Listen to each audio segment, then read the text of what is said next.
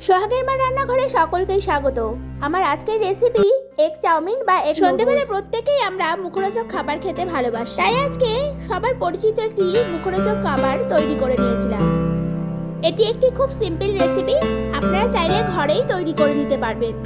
তাহলে চলুন দেখে নেওয়া যাক আমার আজকের রেসিপি। এই রেসিপিটির জন্য আমি একটু গরম জল বসিয়ে নিয়েছি। এরপর চাউমিনের প্যাকেটটাকে আমি কেটে নেব।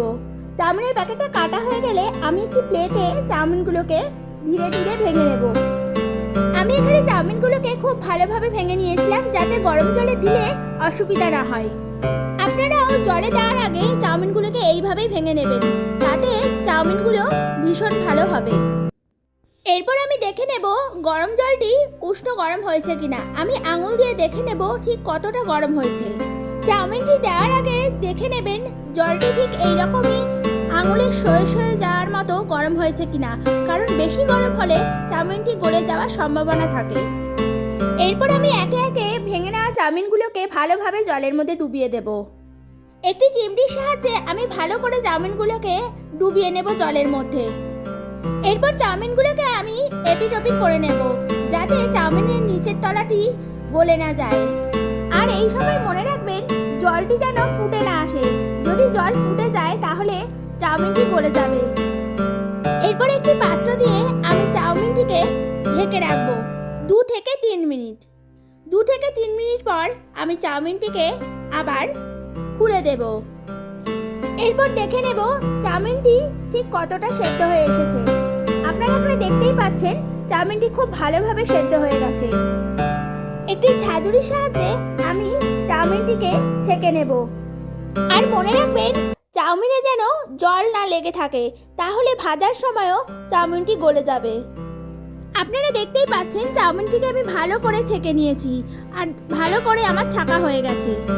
আমি একটি গ্রেটারের সাহায্যে এখানে রসুনটিকে ভালো করে গ্রেট করে নিচ্ছি। এরপর একটি কড়াইয়ে আমি সামান্য পরিমাণ সাদা তেল দিয়ে নিয়েছি। তেলটি গরম হয়ে গেলেই আমি এখানে একটি ডিম ভেজে নেব। আমি এখানে একটি ডিম দিয়েছি, আপনারা আপনাদের প্রয়োজন মতো ডিম ব্যবহার করতে পারেন।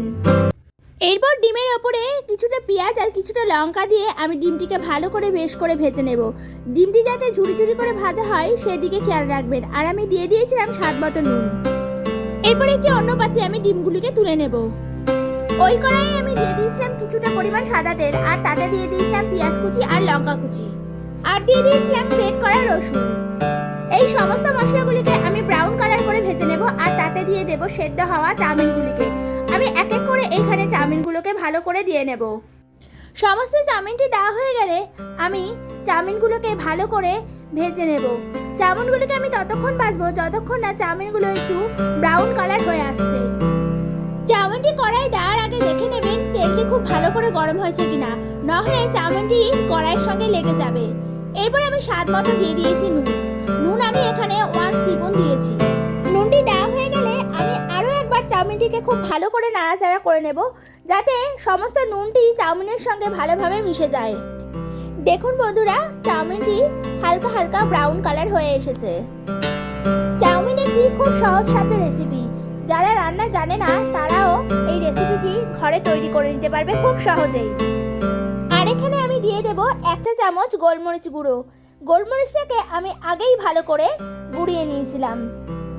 গোলমরিচটিকে গুঁড়োনোর আগে ভালো করে একটু ড্রাই রোস্ট করে নেবেন, তাতে গোলমরিচটি গুঁড়োনো খুব ভালো হয়। এরপর আমি একটু ভালো করে নাড়াচাড়া করে নেব, আবার যাতে গোলমরিচটি ভালো করে চাউমিনের সঙ্গে মিশে যায়। এরপর আমি ভেজে রাখা ডিমটিকে চাউমিনের সাথে অ্যাড করে দেব। এরপর আরও একবার ভালো করে আমি নাড়াচাড়া করে নেব। আর সবশেষে দিয়ে দেব একটু সয়া সস। তবে বলে রাখি, সয়া সস দেওয়ার সময় গ্যাসের ফ্লেমটিকে লো মিডিয়াম করে নেবেন, নাহলে সয়া সসটি পুড়ে তেতো হয়ে যাবে আর চাউমিনটি খেতে খারাপ হবে। আমার এই রেসিপিটি রেডি হয়ে এসেছে। এই চ্যানেলের ভিডিওগুলি ভালো লাগলে চ্যানেলটিকে সাবস্ক্রাইব করে আর ভিডিওগুলিতে লাইক কমেন্ট করতে ভুলবেন না। আজ এই পর্যন্তই, আবার দেখা হবে নতুন একটি রেসিপিতে। ততক্ষণ ভালো থাকবেন, সুস্থ থাকবেন। টাটা।